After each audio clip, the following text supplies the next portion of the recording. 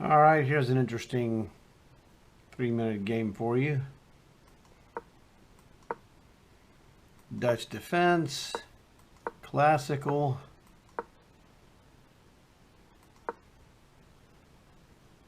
Like a Nimzo Indian, really.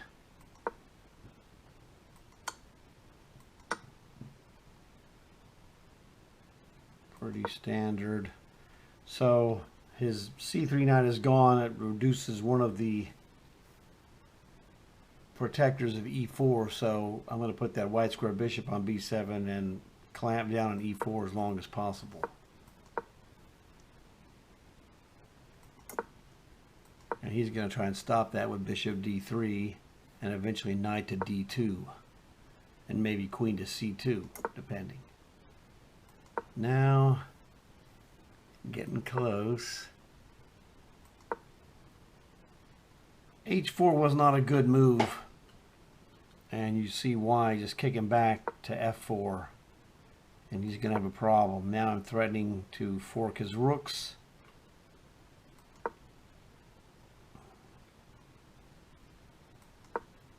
And I've clamped on E4.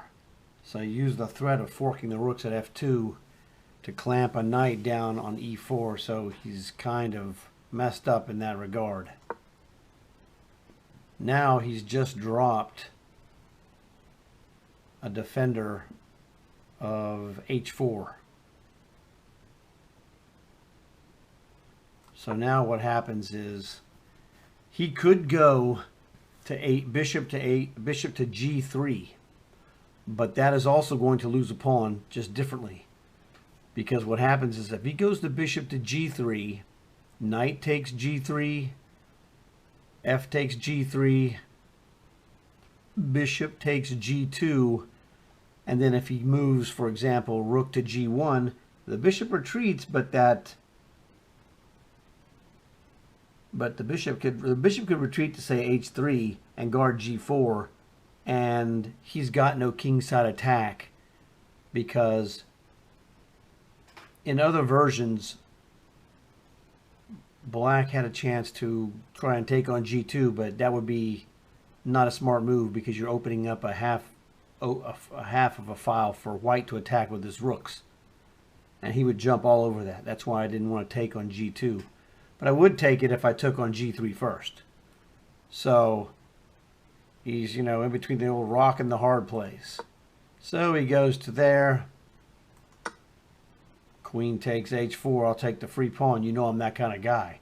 I'm the kind of guy that will take a free pawn with my queen when it doesn't open up an attack for him. So yes, he had to go to G1, which is fine. Now at this point, theoretically, I would consider taking the G2 pawn.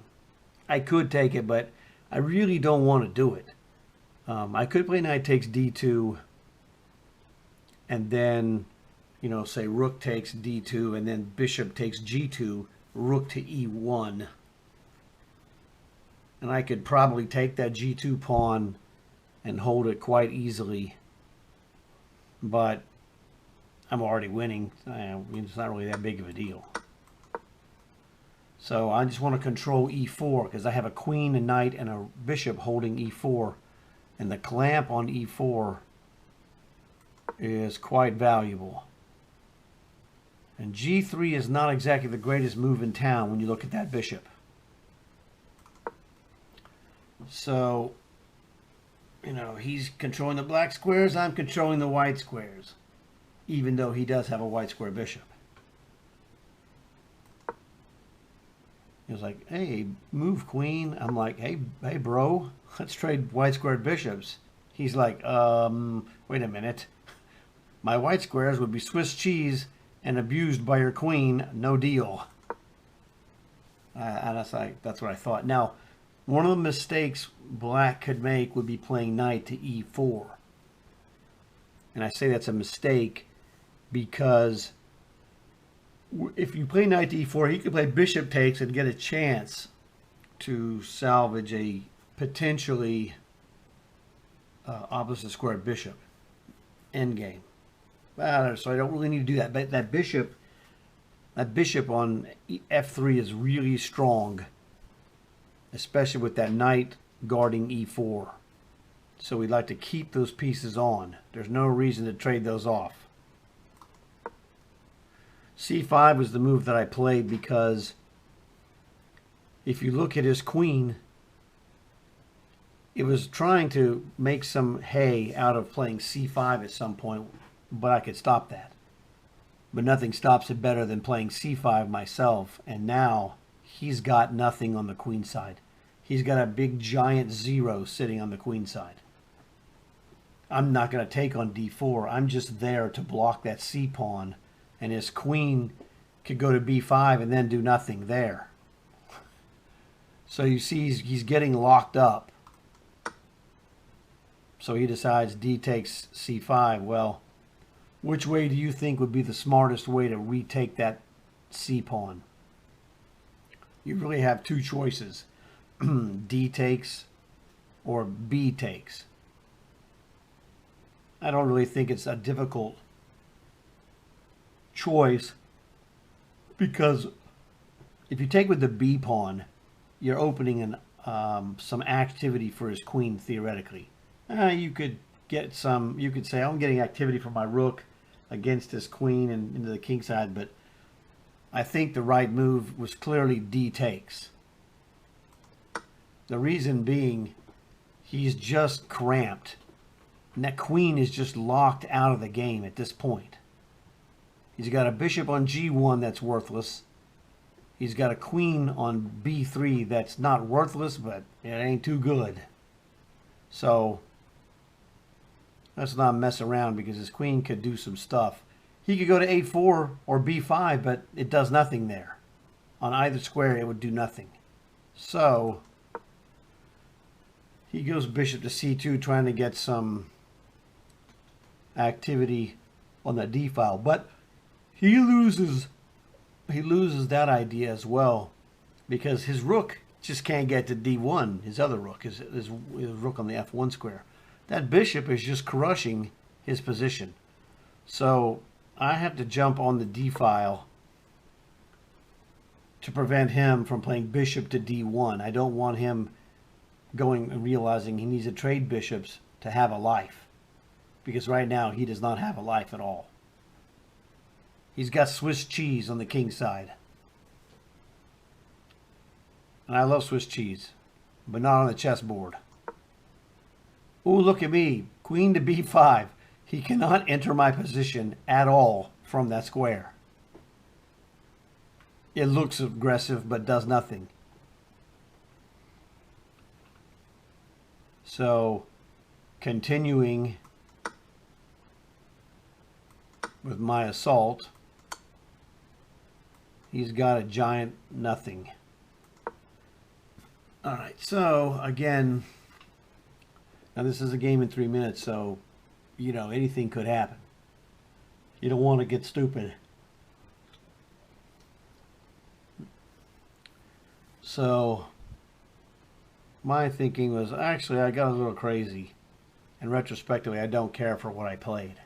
He literally has nothing. He cannot move his bishop to d1, and you know that he could do it, I guess, if he went queen to a4.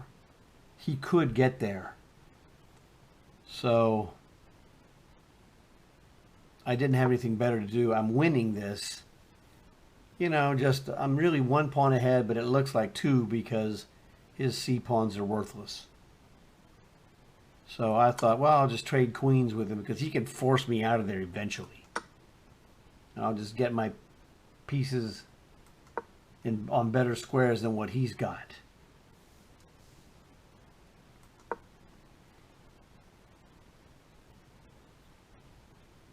So that stops his e4 idea.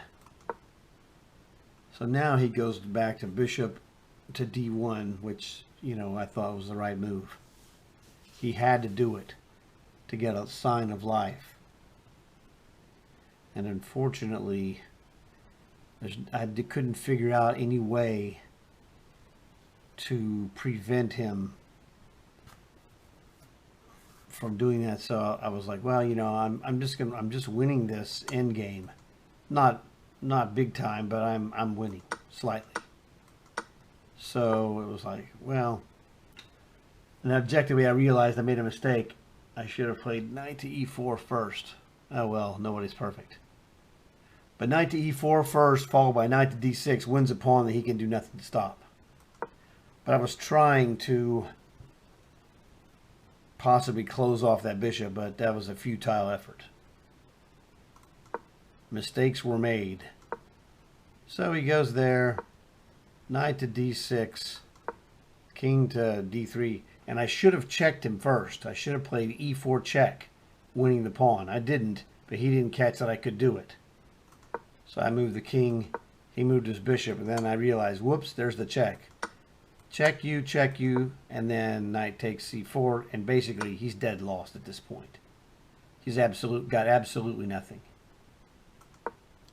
He sacrifices the e-pawn for activity, which is not a bad idea, but he was losing either way, it doesn't matter. He's just dead lost at this point. The e3 pawn is just played, you know, because he can't really do anything. Now he can defend it with king to c2, but it's really more of a blocker to stop his king from coming forward. And I'm just going to go h5, h4, h3, all the way to touchdown.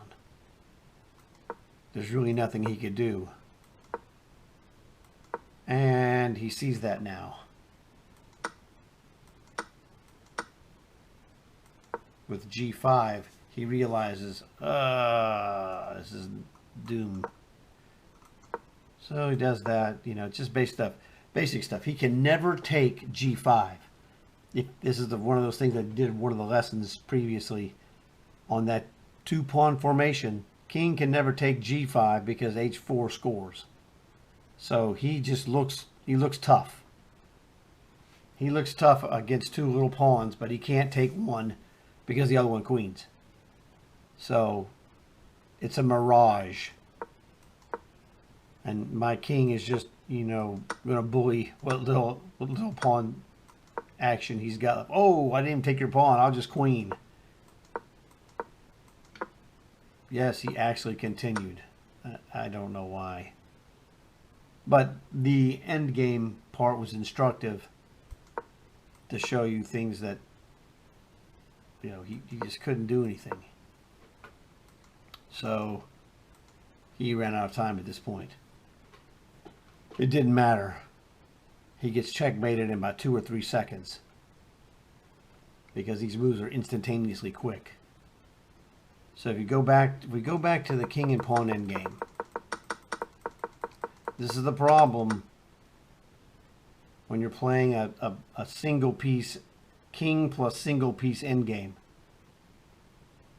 And I say it before, I say it again. The threat that you have when you're ahead material, 1 or 2 pawns, is that you can trade pieces off. You know, if you're up a pawn, 2 pawns for sure, but if you have one pawn and have calculated it, sometimes you can give up a pawn and your pieces to go to a straight king and pawn ending where you can clearly calculate a win. Now this one was 2 pawns up. It's easy. I'm sorry, 3 pawns up. Now 2. Well, whoop-de-doo. I'll give you 2 pawns if that's what it takes. I only need 1 pawn up to win. So at this point, 4 versus 2, no grandmaster on earth can withstand, you know, what I'll do. And if you do your homework, it'll be the same for you. It's just not possible. I mean, he tried the only thing he could do, h5, hoping that I would take the pawn. He would still lose, but it would give him a dream.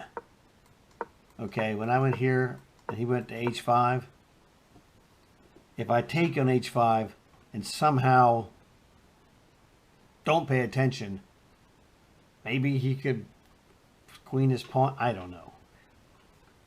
But it was better than nothing. Hey, Stupider moves have been played. Oh, what is it? B4. Oh, C takes B4, and then he is going to threaten to queen if I'm not careful. But I've been too good for too long to fall for that. So that was the thing. But like I said, he had made a minor miscalculation in the early middle game with that bishop that had to retreat on, all the way back to G1. And that bishop was a tall pawn for the entire game. And really, he didn't amount to doing anything of value. So that's why Black was able to capitalize by paying attention to some, tricky opportunities that showed up that seemed benign, but actually had a little bit of a threat in each one of them. So hopefully you enjoyed this one, learned something from it. You guys know what to do. Talk to you later.